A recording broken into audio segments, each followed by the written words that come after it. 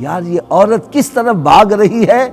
جس معاشرے میں جا کے اس کو ننگا کیا جا رہا ہے، اس کے بدن سے کپڑے اتارے جا رہے ہیں اور یہ اسی کی طرف بھاگ رہی ہے، اور اسلام ہے جو اس کو شرم و حیا کی چادر دے رہا ہے،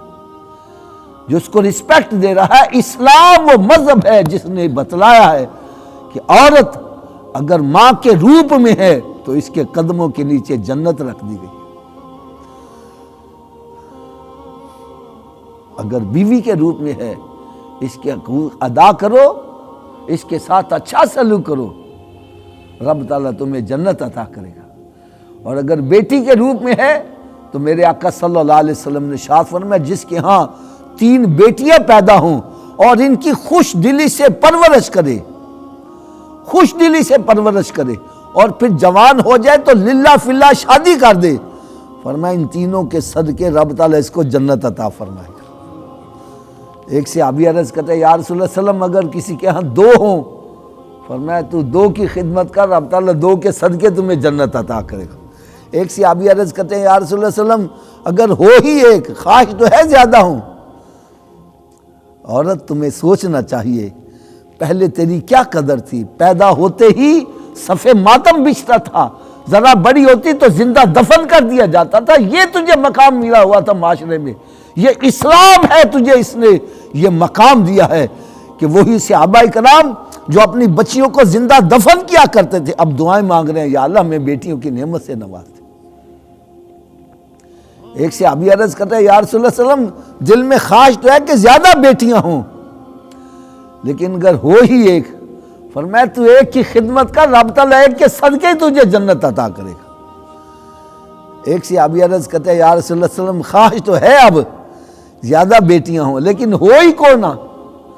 فرمایا جس کا کوئی نہیں اس کا میں محمد جو موجود ہوں۔ تو آؤ پلٹ آؤ، سکون چاہتے ہو دنیا کے اندر، قبر میں حشر میں عزت چاہتے ہو تو آؤ دامن مصطفیٰ صلی اللہ علیہ وسلم سے لپٹ جاؤ، کہ دامن مصطفیٰ صلی اللہ علیہ وسلم سے جو بھی لپٹا وہ یگانہ ہو گیا، اور جس کے حضور ہو گئے اس کا زمانہ ہو گیا۔ ارے ان کے جو غلام ہو گئے وقت کے امام ہو گئے۔ میں تو ایک مثال دیا کرتا ہوں، ایک چکی ہوتی ہے نا جس میں دانے ڈالو پستے جاتے ہیں، جو بھی دانہ ڈالو پستا جائے گا، لیکن اسی چکی کے اندر ایک لوہے کی کلی بھی ہے، اس کلی پر ساری چکی کا دار مدار ہے، جو دانہ اس کے ساتھ لگا رہ جائے بچ جاتا ہے، جتنا اس سے دور ہٹے گا اتنا زیادہ پسے گا۔ جس طرح کلی پر ساری چکی کا دار مدار ہے،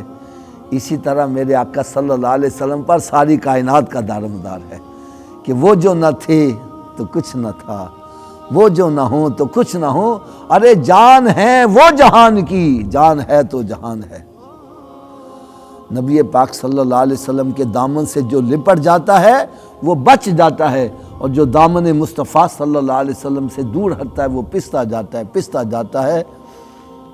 آج ہم کہتے ہیں حالات صحیح نہیں ہے،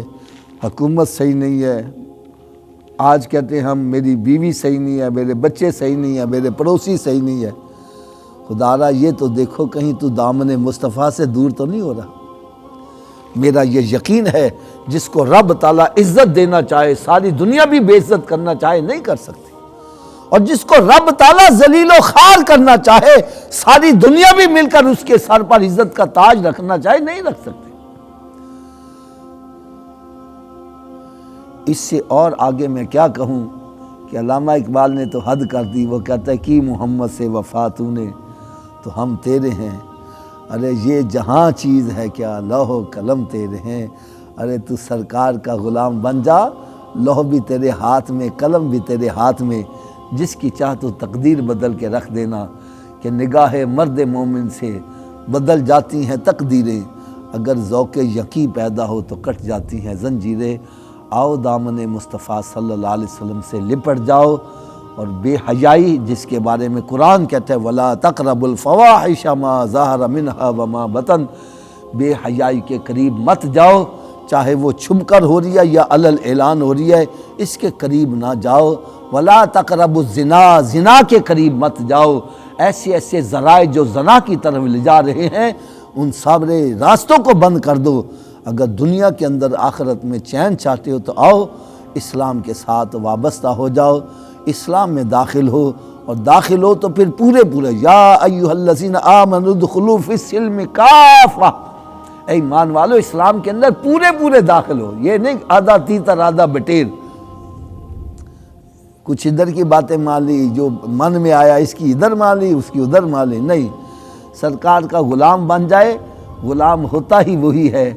جس کی اپنی کوئی مرضی نہ ہو، کوئی رائے نہ ہو، ہر وقت اپنے آقا کے چہرے کی طرف دیکھ رہا ہے، جیسا حکم ہوگا ویسا ہی عمل کرنا ہے، یہی ہے غلام مصطفیٰ صلی اللہ علیہ وسلم۔